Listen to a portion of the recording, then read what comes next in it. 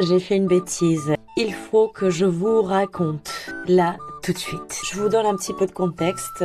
Il y a quelques jours, ma mère m'a offert un four en cadeau. Dans 2 semaines, c'est mon anniversaire et dans ma famille, des fois, on s'offre les cadeaux à l'avance. Jusqu'ici, tout va bien. J'étais super contente avec mon four. Il est tout petit, tout mignon, parfait pour ma maison et tout. Bref, c'était chouette. Et aujourd'hui, comme c'était samedi, j'étais toute contente et j'avais pas de cours, je me suis dit, bon bah, on va faire un petit gâteau et on va le partager avec la famille. Je prends mes ingrédients, je prends mes ustensiles. J'ai filmé aussi parce que je voulais partager la recette avec vous, voir un petit peu de vocabulaire de la cuisine, de recettes, patati patata. Voilà.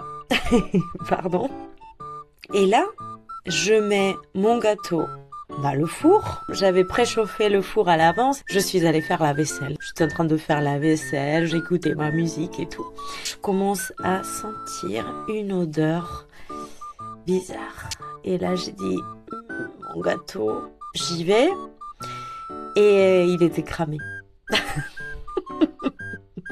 Il n'était pas très cramé, il était un petit peu cramé. Et je me suis dit que je pouvais le sauver. J'avais trop d'espoir.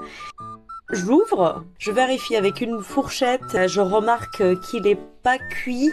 Je cherche sur internet vite fait qu'est-ce que je peux faire si mon gâteau il est toujours cru mais qu'il est un petit peu cramé au-dessus. La réponse c'est laisse 10-15 minutes dans le four à 150 degrés à peu près.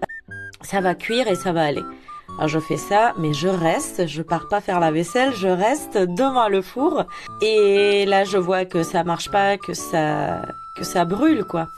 Et là, bon, bah, c'est la catastrophe parce que j'ouvre le four. Le gâteau, il est complètement raté. Et je vous montrerai le résultat. Ne vous moquez pas de moi, s'il vous plaît. Mais c'est catastrophique. Regardez. Mais c'est la catastrophe. Le goût n'est pas mal, mais...